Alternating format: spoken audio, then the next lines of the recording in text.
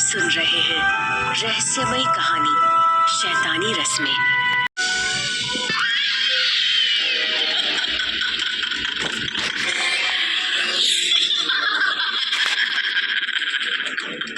गहलोत परिवार में डायन का प्रवेश हो चुका था।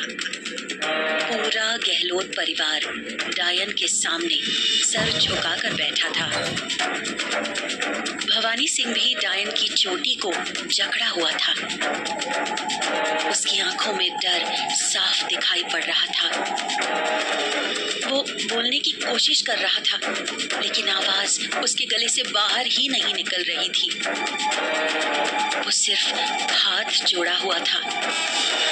डायन ने एक भयानक हंसी हंसते हुए कहा,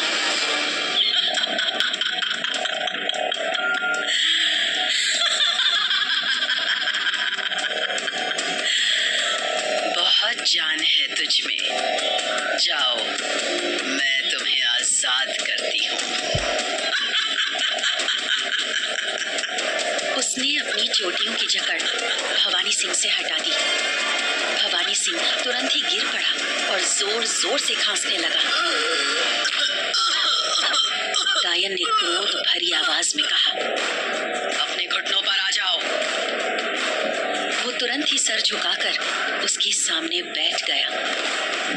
बाकी लोग तो पहले से ही घुटनों के बल सिर झुकाकर बैठे थे। डायन सिंहासन से उठी और एक एक करके सबके सामने से गुजरने लगी। उन सबको इस तरह अपने सामने झुके देख वो जोर से हंसती हुई बोली,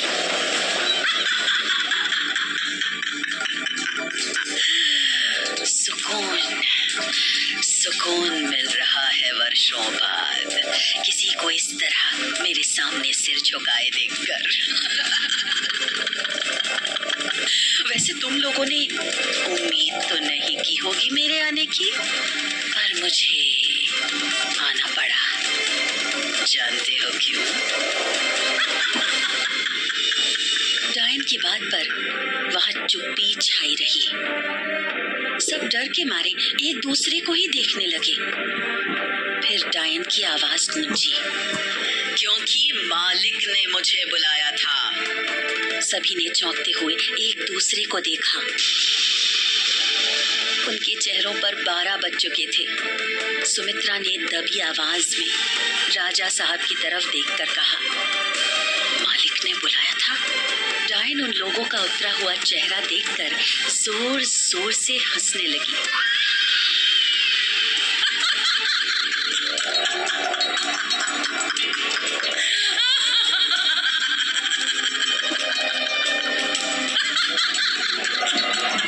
उसकी भयानक हंसी पूरी हवेली में गूंज उठी। अचानक उसकी हंसी बंद हुई और सुमित्रा के पास वो रुकती हुई बोली, सही सुना तुम लोगों ने, मालिक ने बुलाया तो मुझे आना ही पड़ा। अब जब मैं यहाँ आ गई हूँ तो आज से इस घर में वही होगा जो मैं चाहूंगी। होगा ना? कहती हुई वो वापस सिंहासन पर बैठ गई और तिरछी नजरों से सबको देखने लगी।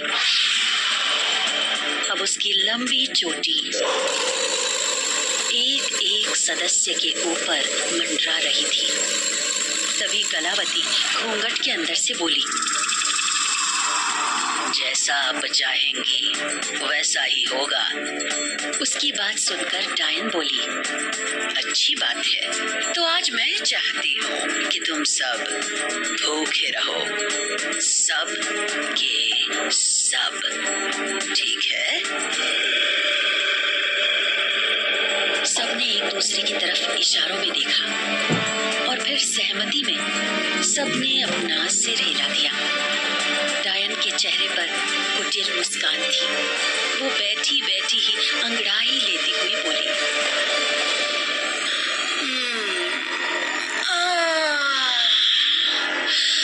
बहुत समय बाद आई हूँ, बहुत थक चुकी हूँ, अब थोड़ा आराम करना चाहती हूँ। जाओ सब और जाकर सो जाओ। सबने हाँ में सिर हिला दिया। उसके बाद वो डायन सिंहासन से उठी और सुमित्रा और राजा साहब के कमरे की तरफ बढ़ने लगी। तभी उसकी नजर खाने की मेज पर पड़ी, जहां तरह तरह के व्यंजन रखे हुए थे। वो रुकी और सख्त आवाज में बोली, याद है ना, किसी ने भी आज भोजन किया तो वो मेरा भोजन बन जाएगा। सभी लोगों ने एक साथ हाँ कहा। डायन मुस्कुराते हुए सुमित्रा के कमरे में प्रवेश कर गई। उसके जाते ही सब अपनी अपनी जगह खड़े हुए। राजा साहब बोले, मैंने कभी नहीं सोचा था कि एक दिन हवेली में ये दिन भी देखना होगा, जिसके बारे में आज तक सिर्फ सुना था। आज उसे देख भी लिया। सुमित्रा कांपती आवाज में बोली, मैं सिर्फ उसे ही नहीं, उसकी शक्तियों को भी जानती हूँ। अगर वो संतुष्ट नहीं हुई तो हमारी जान पर खतरा बना रहेगा। उन्हें संतुष्ट रखने के लिए अब हमें एक ही छत के नीचे उसके साथ रहना होगा। कैसे रहेंगे हम सब उसके साथ? सुमित्रा ने जो सवाल उठाया था वही बाकी लोगों के जहन में भी कौंध रहा था। तभी कलावती बोली, रहना तो पड़ेगा रानी साहब, इसके अलावा कोई चारा भी तो ना है। सब लोग हैरान परेशान थे। किसी को समझ नहीं आ रहा था कि अब डायन से कैसे मुक्ति पाई जाए। निक्की मन ही मन गुस्सा करती हुई बोली, अब सोचने से क्या फायदा, बुलाया भी तो था बड़े शौक से, अब आई है तो डर क्यों लग रहा है। रस्म रस्म रस्म, पता नहीं रस्म के नाम पर और किस किस को यहाँ बुलाएंगे ये लोग।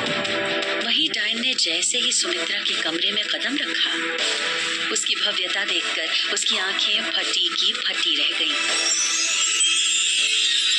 वो आश्चर्य से छत की तरफ देखती हुई बोली,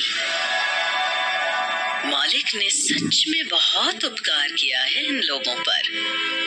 कहते हुए उसने फैन का स्विच ऑन कर दिया और बिस्तर पर उछलकर चढ़ गई। वो उस मखमली बिस्तर पर लेट गई। उसकी लंबी चोटी खुलकर बिस्तर पर बिखर गई।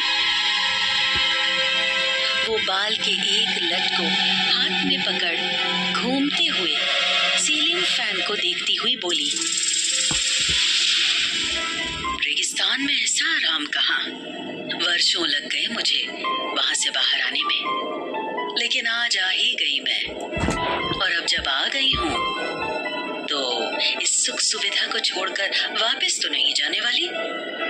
वो बड़बड़ाई, मालिक सच में महान है जो उन्होंने इन दो कौड़ी के मानवों पर इतना रहम किया है। सालों मुझे उस जगह रहना पड़ा। लोगों को लगता था कि मैं अपनी मर्जी से वहां रह रही थी, लेकिन उन्हें क्या पता कि मेरा सपना भैरवगढ़ की महारानी बनने का है। तभी उसकी नजर दीवार पर टंगी महारानी सुमित्रा की फोटो पर गई। अगले ही पल उसके बिखरे बाल वापस चोटी में बदल गए। वो चोटी को लंबा करके उस फोटो को दीवार से उठाकर अपने पास ले आई और उसे देख हंसती हुई बोली, महारानी सुमित्रा, अब तुम्हारी गद्दी छिनने वाली है, क्योंकि डायन अब यहाँ आ चुकी है और मुझे मालिक खुद यहाँ लेकर आए हैं। तो वही मुझे बनाएंगे भैरवगढ़ की महारानी। इतना कहकर उसने उस फोटो को जमीन पर गिरा दिया। फोटो टूट गई और उसका कांच चारों तरफ बिखर गया। सालों बाद अपने स्थान से बाहर आई डायन के मन में क्या चल रहा था, ये किसी को नहीं पता था, खुद मालिक को भी नहीं। लेकिन उसके यहाँ आने के बाद निकी को एक अजीब सा भय सताने लगा था। वही डायन बिस्तर से उठी और आईने के पास आई। आईने की दूसरी तरफ उसका बदसूरत चेहरा दिख रहा था, एक बूढ़ा शरीर जिसमें नाम मात्र की जान बची थी। चेहरे पर झुर्रियां, कई कटे फटे से दाग, बाल भी झड़ चुके थे। वो उस चेहरे को आईने में देखती हुई बोली, अब मुझे नहीं जाना है वापस उस जिंदगी में।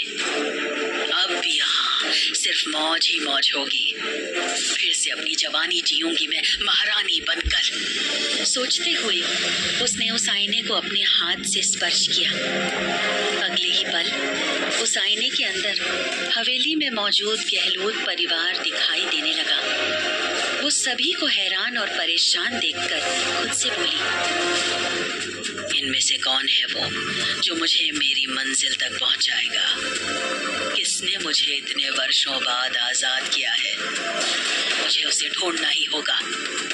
उसने मेरी मुक्ति का मार्ग खोला था और अब वही मेरे भैरवगढ़ की महारानी बनने की सीढ़ी बनेगी। सोचते हुए अचानक वो जोर जोर से हंसने लगी। उसकी भयानक हंसी एक बार फिर हवेली में गूंज उठी। उसकी हंसी की आवाज सुनते ही एक जगह इकट्ठे बैठे गहलोत परिवार के लोग एक बार फिर से चिंता से घिर गए। राजा साहब परेशान होते हुए बोले, अब हमें इस हंसी को सुनने की आदत डाल लेनी चाहिए। वहीं सुमित्रा उसके आने से ही परेशान थी।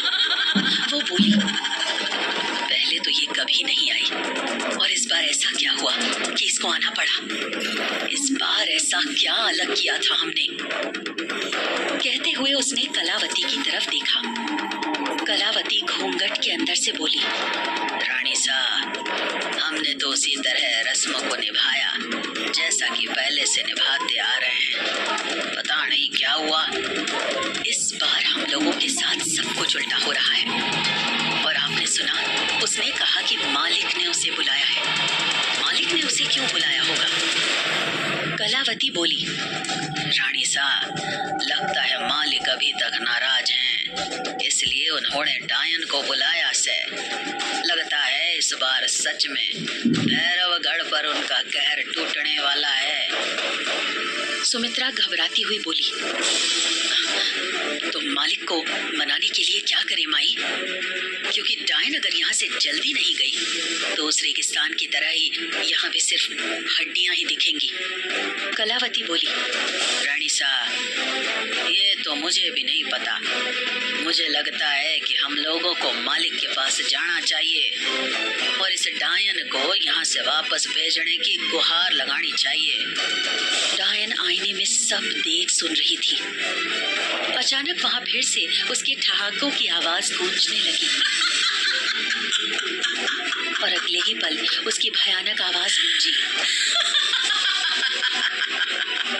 ए बुढ़िया, तुम मुझे यहाँ से भेजना चाहती है?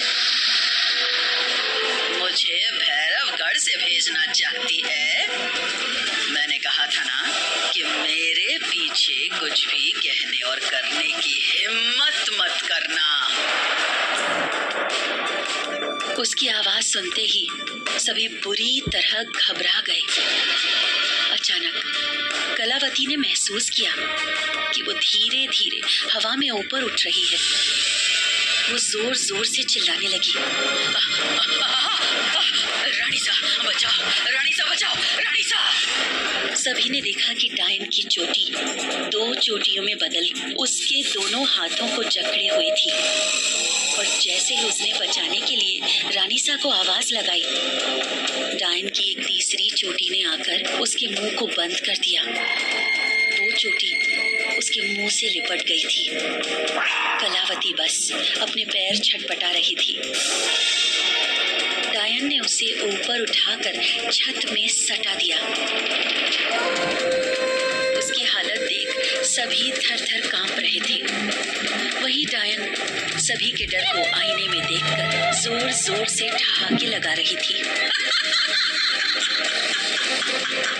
वहां खड़े किसी को भी कुछ बोलने की हिम्मत नहीं हो रही थी। अचानक वहां फिर से डायन की आवाज गूंजी। मैंने कहा था ना तुम लोगों से, जाओ जाकर आराम करो। ये बुढ़िया आज रात यहाँ इसी तरह लटकी रहेगी, तब जाकर इसके होश ठिकाने आएंगे।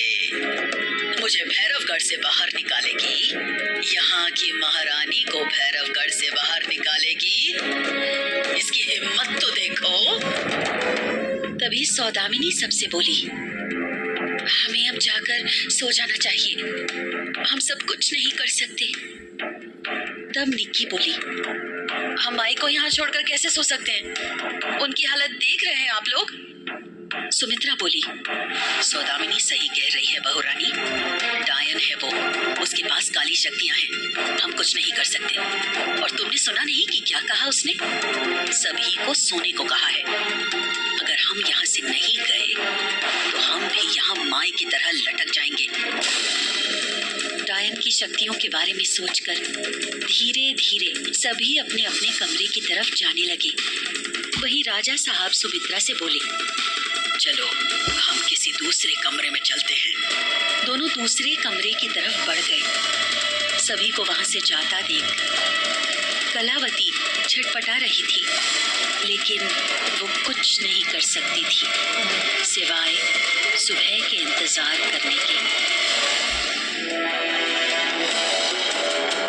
कैसे करेगा गहलोत परिवार डायन का सामना? क्या डायन सच में बनेगी भैरवगढ़ की नई महारानी? क्या भैरवगढ़ को भी डायन रेगिस्तान बना देगी?